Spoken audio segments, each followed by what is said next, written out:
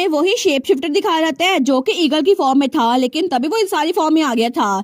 तो तब वो कहता है मैं यहाँ पर आया हूँ क्योंकि पहले जो आपसे सवाल पूछा गया था ना उसका जवाब लेने के लिए।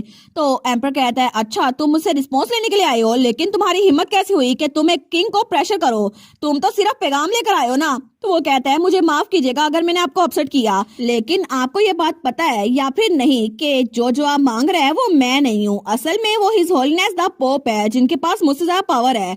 लेकिन हिज होलीनेस ये नहीं चाहते कि वो इंतजार करे, तो मैं उम्मीद करता हूँ कल तक आप अपना जवाब मुझे दे दे। तो एम्पर सोचता है ये बास्टर्ड आखिर ये मेरे सामने मैनर्स क्यों नहीं दिखा रहा, लेकिन तब वो ईगल वहां जाते हुए कहता है मैं कल दोबारा आऊंगा। तो एम्पर कहता है रुको, तुम्हें मेरे इर्द गिर्द कोशिश रहना होगा, अगर किसी और ने तुम्हें यहाँ पर देख लिया ना तो फिर सबको मुझ पे भी शक हो जाएगा क्योंकि तुम होली एम्पायर के सर्वेंट हो जिनके साथ हमारी जंग चल रही है। और मैं ये बात जानता हूँ कि तुम अपने आप को एक एनिमल के तौर पर छुपा सकते हो, लेकिन फिर भी बाकी लोग तुम पे शक ना करें इस बात का ध्यान रखना।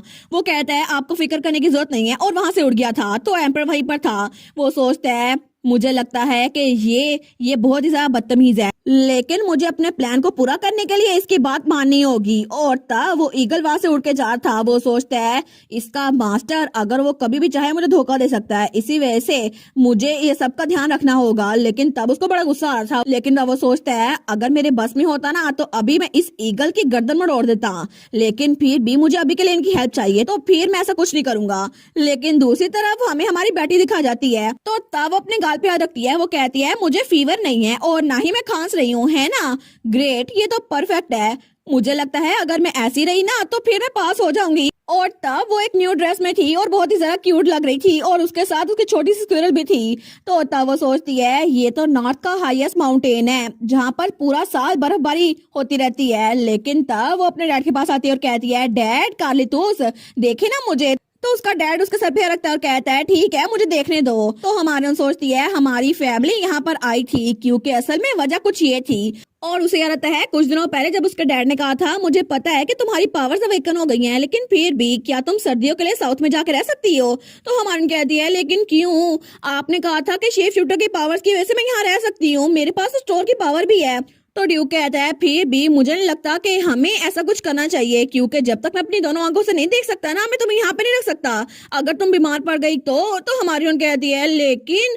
तो उसका डैड कहता है अरे हम ऐसा कर सकते हैं ना। और तब वो कहता है ये काम करेगा क्योंकि अगर तुम माउंटेन पे जाकर कुछ दिनों के लिए रहो और हम तुम्हारे साथ रहे और तुम बीमार ना पड़ी तो फिर तुम यहाँ पे रह सकती हो। वो कहती है सच्ची? फिर तो मैं ये करूंगी ना, thank you so much dad, हम ऐसा ही करेंगे। और इसी तरह वो वहां पर पहुंच चुकी थी। वो कहती है अब तो 2 दिन हो गए और देखे मुझे बिल्कुल बुखार नहीं है ना ही मुझे नजला हुआ है, तो अब मैं यहाँ पर रह सकती हूँ ना? तो उसका डैड कहता है लगता है कि तुम बिल्कुल बीमार नहीं पड़ी। तो कार्लितोस भी कहता है तुम तो बड़ी इंप्रेसिव थी बुशी टेल। तो हमारी कहती है ऑफ कोर्स देखे ना मेरे पास यहाँ पे 3 पावर्स है, आपकी भी, कार्लितोस की भी और प्रिंस एटर की भी। तो वो दोनों कहते हैं क्या उस ड्रैगन की पावर भी? तो कार्लितोस भी कहता है बिल्कुल उसकी पावर बड़ी अजीब सी है, उसको दूर धकेल दो। तो हमारी कहती है क्या लेकिन क्यों? तो ड्यूक कहता है एनीवेज अब कंफर्म हो गया कि मेरी बेटी की हेल्थ वो बिल्कुल ठीक है, तो कल से हम वापस जाएंगे और तुम हमारे साथ कैसल में रहोगी। वो कहती है ये मुझे यही चाहिए था। लेकिन ड्यूक कहता है ऐसा लगता है ये सब कुछ स्क्विरल कॉन्स्टलेशन की वजह से हुआ है क्योंकि आज रात वो बिल्कुल मुकम्मल होने वाली है। तो हमारी कहती है स्क्विरल कॉन्स्टलेशन सच में?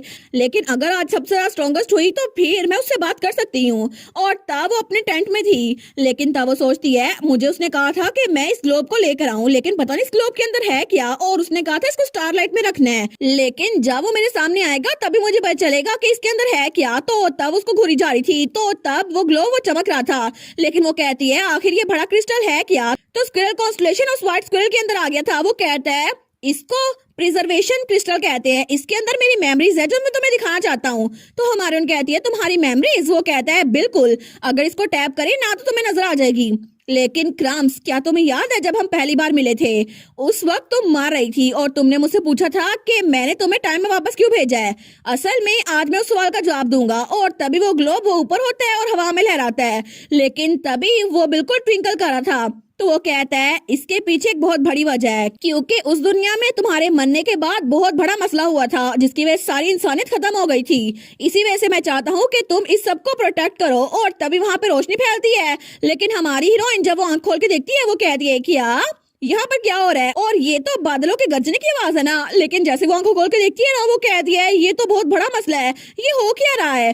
तो स्क्विरल भी उसके साथ थी। वो कहता है चाहे कुछ भी हो जाए, मैं जितना मर्जी बार देखूं, लेकिन ये तो बहुत ज्यादा हॉरिबल सीन है। तो हमारे कहती है स्क्विरल कॉन्स्टलेशन, आखिर मुझे ये बताएं ये क्या हो रहा है? तो वो कहता है ये सब कुछ तुम्हारे मरने के बाद ये सब कुछ डिस्ट्रॉय हो गया, और ये सब कुछ हमें इसको ही रोकना है, इसी वजह से तुम्हें वापस लेकर आया हूँ। लेकिन तभी वहां पर बादलों की गरजने की आवाज आ रही थी और इर्द गिर्द बिजली गिर रही थी।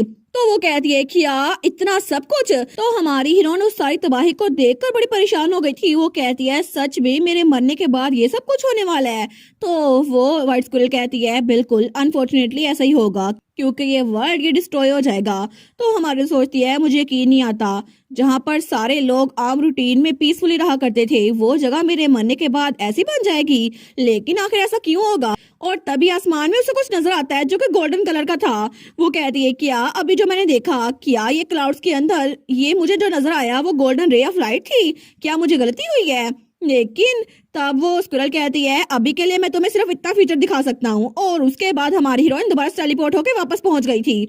वो कहता है ये बहुत ज्यादा हॉरिबल था, है ना? और तुम नहीं चाहती ना कि ये फ्यूचर रिपीट हो? तो हमारी कहती है लेकिन तुमने मुझे कहा कि मैं इसको प्रिवेंट करूं, लेकिन मैं ऐसा कुछ नहीं कर सकती, क्योंकि मेरी पुरानी लाइफ की तरह मेरे पास इस बार शेप शिफ्टर की पावर है तो सही, लेकिन फिर भी मैं इसकी वजह से कैलेमिटी को प्रिवेंट नहीं कर सकती, और मुझे नहीं पता कि इस फ्यूचर को कैसे बचाना है। तो क्या मैं ये कर पाऊंगी?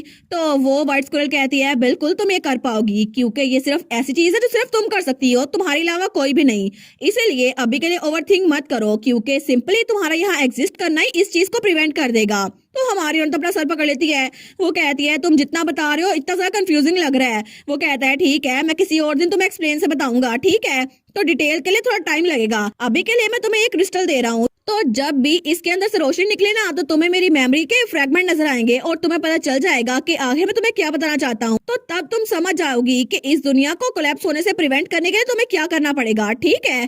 तो जब तक हम दोबारा नहीं मिलते तब तक के लिए बाय बाय। तो तब वो सोचती है कि उसने कहा है कि मुझे इसे स्टारलाइट पे रखना होगा। तो अगले दिन हमारी हीरोइन ने फिर से उस ग्लोब को वहाँ चांद की रोशनी में रखा हुआ था, लेकिन वहाँ कुछ भी नहीं हो रहा था। वो सोचती है कि अभी मुझे कुछ नजर नहीं आएगा। तो तब उसको नींद आ रही थी। वो सोचती है पता नहीं क्या है, मैं तो सोने लगी हूँ, मुझे तो बहुत ज्यादा नींद आ रही है और पता नहीं ये क्या होगा, लेकिन मुझे यकीन नहीं होता कि मेरे यहाँ रहने से ही दुनिया की तबाही बच जाएगी। ये तो बिल्कुल ऐसा लगता है कि जैसे मेरा इस दुनिया में आना ही इस दुनिया की तबाही को बचाने के काबिल था। लेकिन तब वो आराम से हो चुकी थी। और तब अगले दिन हमें दोबारा से उनका महल दिखाया जाता है। तो तब वो अपने डैड और भाई के साथ वापस आ गई थी। वो कहती है हम लोग फाइनली घर आ गए। तो तब लेडी जोआना उसको वेलकम करती है। वो कहती है वेलकम माय लेडी, आप तो थक गई होंगी ना इतने लंबे सफर के बाद। तो हमारी कहती है नहीं नहीं, बड़ा मजा आया, मैं बिल्कुल भी थकी नहीं हूँ। तो तभी बाहर से कुछ बेट्स कहती है देखो ना बर्फबारी हो रही है। दूसरी कहती है सच में? तो हमारी सोचती है स्नो, मुझे भी देखना है। तो तब वहां पर आती है। तो मेट कहती है मुझे लगा नहीं था कि इस बार इतनी जल्दी बर्फबारी हो जाएगी। दूसरी कहती है सच में इस बार तो जल्दी हो रही है। लेकिन हमारी हीरोइन जब उस बर्फ को देखती है ना, वो कहती है वाओ ये कितनी ब्यूटीफुल है ना, और वहां पे बर्फ गिर रही थी। लेकिन वो दिल में सोचती है ये तो पूरा का पूरा आसमान व्हाइट फ्लफ की तरह भरा हुआ है। तो तब उसका भाई कहता है बुशी टेल, पहली बार तो तुम बर्फबारी नहीं देख रही ना? वो कहती है मैं पहली बार ही देख रही हूँ, कैपिटल में कभी भी बर्फबारी नहीं हुई, और मैं कभी भी नॉर्थ में सर्दियों में नहीं आई थी। तो तब तो वो बड़ी खुश थी। वो कहती है इसको देखकर तो लग रहा है आसमान से कोटल मार गिर रहे हैं जो कि व्हाइट कलर की है। वो तो बड़ी खुश हो गई थी। लेकिन तभी उसका भाई उसको देखता है और तब वो स्माइल करता है। तो हमारे सोचती है ये कितनी प्रिटी है। तो तब उसका भाई कहता है अच्छा तो तुम सेलिब्रेट करना चाहोगी? आखिर एक स्नो फाइट कैसी रहेगी? लेकिन तभी वो स्नो स्क्विरल पे वो बॉल फेंकता है। वो कहती है स्नो स्टॉर्म तुम कहाँ गिर गए? लेकिन तब वो कहती है काल ये अच्छा नहीं है ना कि तुम अचानक से अटैक करो। तो काली तो कहता है वेल ऐसा नहीं है, मैं तुम्हें सिखा रहा हूँ कि डोज कैसे करते हैं, ठीक है? अगर तुम किसी पे स्नो फेंको ना तो उसकी पूरी बॉडी को स्नो से कवर कर देना, क्योंकि इससे इनेट एबिलिटीज एक्टिव होती हैं। तो वो कहती है हैं इनेट एबिलिटीज? तो ये मेरी ट्रेनिंग करवा रहा है।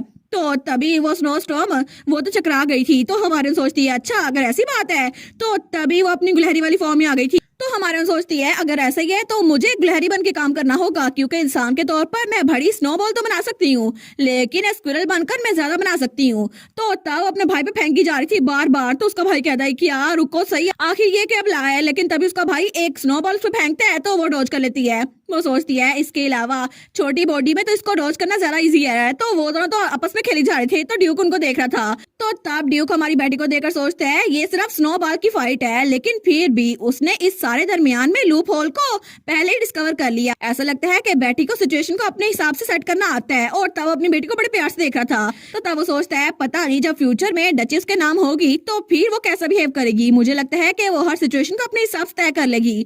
और हमारी बेटी तो काली दोस्त पे फेंकी जा रही थी स्नोबॉल। वो कहती है ये स्नो स्टॉर्म के रिवेंज के लिए, लेकिन इस तरह हमारी हीरोइन वो जीत चुकी थी। और तब शाम के वक्त वो तो आराम से वहाँ कुकीज खा रही थी। वो सोचती है आज तो बड़ी मजा आ रहा है, ऐसा लगता है कि मैंने काली तूस को हरा दिया था ना, इसी वजह से और भी मजा आ रहा है। काली तूस तो मेरे सामने कुछ भी नहीं था। तो तब वो कुकीज खाते हुए सोचती है मुझे लगता है कि मुझे इसे किसी के साथ बांटना चाहिए। इसको देखकर तो मुझे एटल का ख्याल आ रहा है। तो तब वो कुकीज लेकर वहां जा रही थी। वो सोचती है मैं एटल को भी दूंगी ना, कितना मजा आएगा। तो तब वो उसके कमरे के बाहर पहुंची थी, तो वहां से आवाज आ रही थी किसी से बात करने की। वो सोचती है क्या कोई गेस्ट आया है। फिर मैं हालवे में इंतजार करती हूँ, लेकिन दरवाजा थोड़ा सा खुला था। तो वो जैसे मुड़ने लगती है ना, तो तभी वहां पर वही आदमी था जो रिटर के साथ आया था। वो कहता है मैं आपके लिए सारी की सारी चीजें प्रिपेयर कर दूंगा योर हाइनेस। तो प्रिंस एटल कहता है ठीक है थैंक यू, क्योंकि अगर ओशन के दरमियान हमारे पास सप्लाईज ना हुए तो बड़ा मसला हो जाएगा, इसलिए अच्छा होगा कि हम पहले ही अच्छा अमाउंट रख लें। तो हमारे सोचती है ओशन। तो दूसरा कहता है जी मैं सारी तैयारियां मुकम्मल कर लूंगा। तो एटल कहता है ठीक है जैसे सारी तैयारियां खत्म होना मुझे बता देना, मैं इस जगह को छोड़ के तुम लोग को ज्वाइन कर लूंगा। तो हमारे सोचती है क्या एटल यहाँ से जा रहा है, लेकिन उसने मुझे इस बारे में कुछ क्यों नहीं बताया। और एटल अगर वो जा रहा है तो कितने लंबे अरसे तक जाएगा, ये ना हो कि मैं एटल को दोबारा देख ना पाऊं। लेकिन अगर ऐसा हुआ तो एटल क्या मैं उससे दूर हो जाऊंगी। और इसी के साथ ये वाला पार्ट यहीं पर ख़त्म। तो आप लोग बताइएगा आप लोग को ये पार्ट कैसा लगा, और वीडियो को लाइक और चैनल को सब्सक्राइब लाजमी कीजिएगा। बाकी वीडियोस का लिंक भी स्क्रीन पर नज़र आ रहा होगा, तो काइंडली उनको भी चेकआउट कर लें। और thank you so much for watching my videos. Stay safe, bye bye.